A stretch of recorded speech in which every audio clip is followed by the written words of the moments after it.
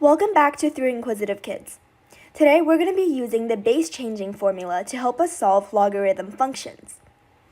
As a reminder, the base changing formula basically states that for any logarithm with a base of a, n, we can rewrite it as a logarithm with any base, n, over a logarithm with the same base, a. So this is the base changing formula that we should keep in mind as we look at these problems. The first problem, simplify log base 50 2.5 times log base 2.5e times ln 2500. As a reminder, this just means a log with a base of e. Now we can't do any calculations until we have the same base. So what we're going to do is convert them to a base of e. So applying the base changing formula, the first term will become ln 2.5 over ln 50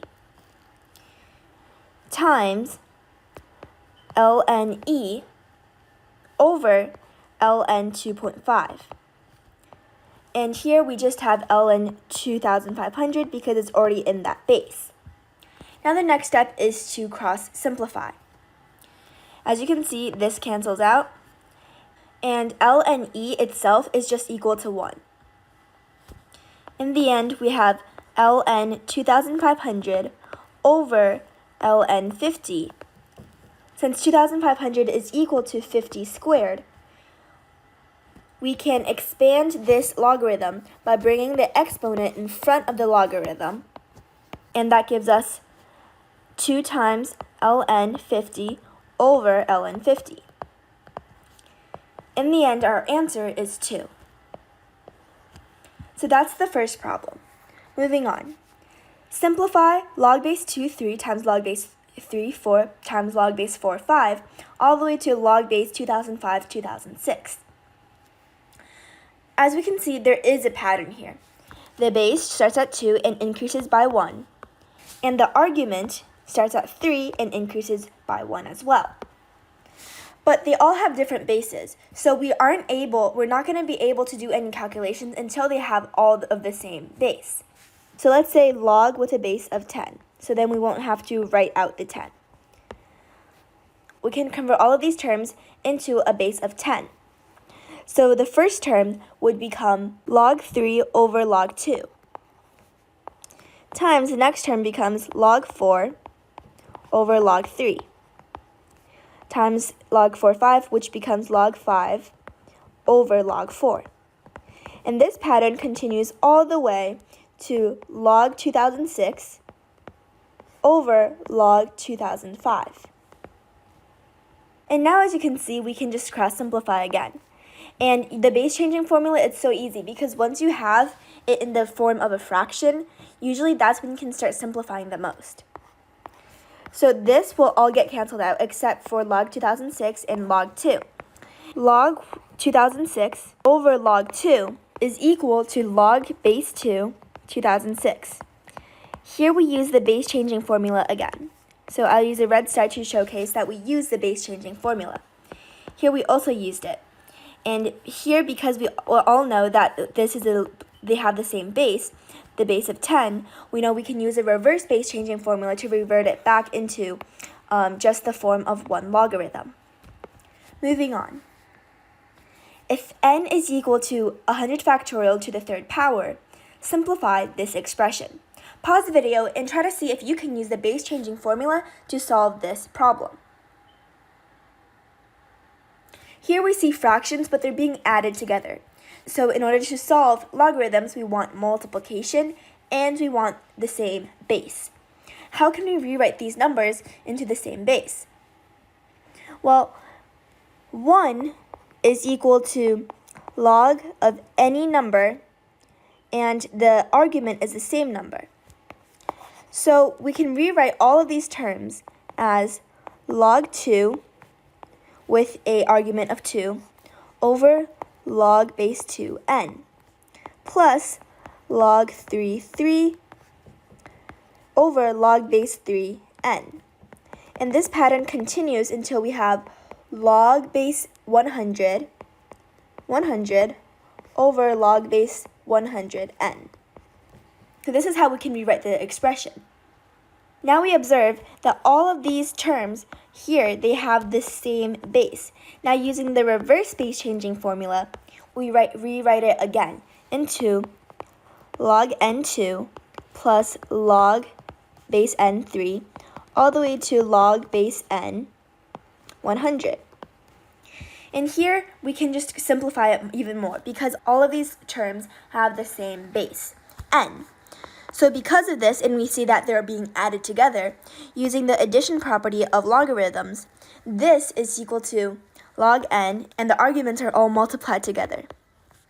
So 2 times 3 all the way to times 100. And let's think about what this means. In the beginning, we already know that n is equal to 100 factorial to the third power. So this is equal to log n, and the inside here is equal to 100 factorial. And since n itself is equal to 100 factorial to the third power, then this must equal 1/3. So 1/3 is the answer to number 3. Let's look at this next problem. ln x plus ln x plus 3 is equal to ln 20 minus 5x. Now this is just a quick, simple exercise to help us review the addition of logarithms.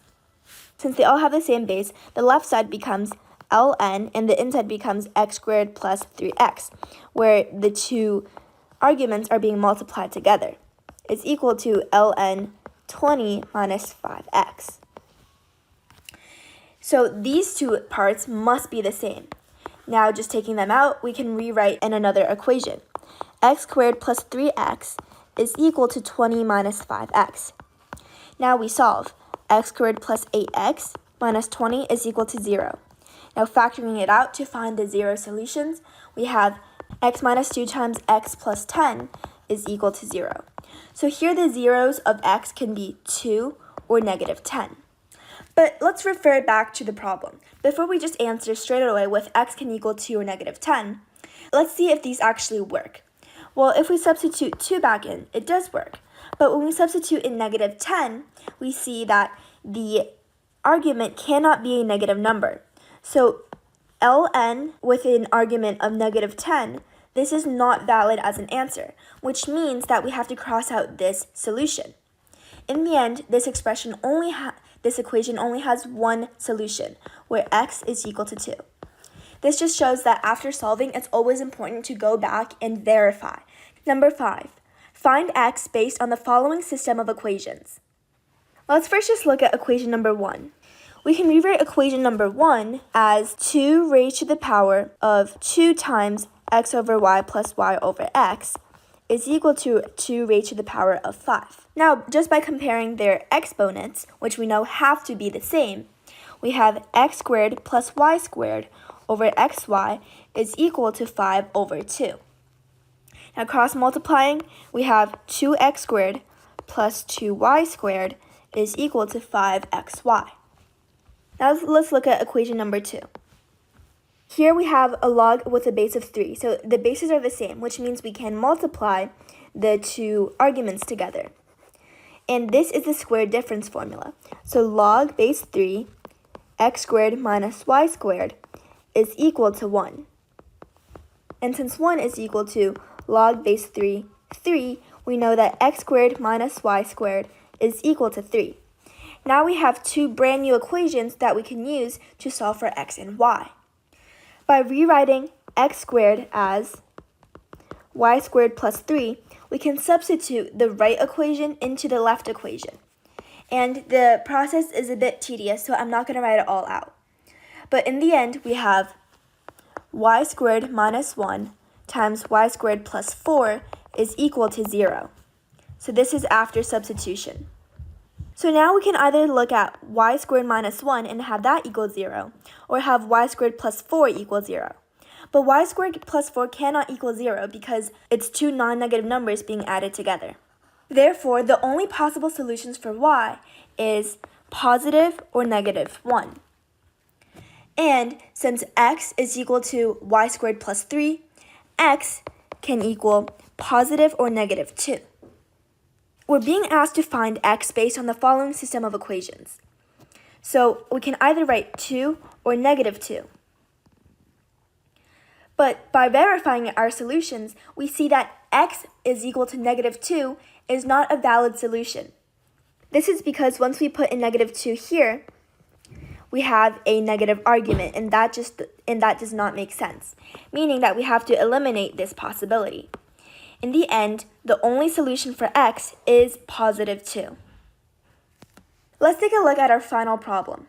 For all integers n greater than 1, define that a base n is equal to 1 over log base n 2002. Now let b equal a2 plus a3 plus a4 plus a5, and let c equal a10 plus a11 plus a12 plus a13 plus a14. What is the difference of b minus c? Let's rewrite this English into mathematics. We know that b is equal to this string of terms right here. So we can rewrite this as a2 plus a3 plus a4 plus a5 minus the sum of a10 plus a11 plus a12 plus a13 plus a14. This is the expression that we are trying to solve. And from the definition, we know that an is equal to 1 over log base n 2002. So we can rewrite all of these terms in the form of logs. a2 can be rewritten as 1 over log base 2 2002. a3 can be rewritten as 1 over log base 3 2002. So on. We'll do this for all of these terms. So a5 would be equal to 1 over log base 5 2002. And the same for 10 through 14. a10 can be rewritten as log base 10 2002, and we have this all the way to 1 over log base 14 2002. Now that it's in the form of logarithms, it does seem more complicated, but yet this is the easiest way to simplify the expression. The next step is to use the base changing formula and convert all of this into a common base. Now we can rewrite 1 as the log of any number with the same argument, meaning that the first term here can be rewritten as log base 2 over log 2 base 2 2002, all the way to log base 5 over log base 5 2002. We do this for all of the terms. Now that we have rewritten all of these terms using the base changing formula, they all have the same base.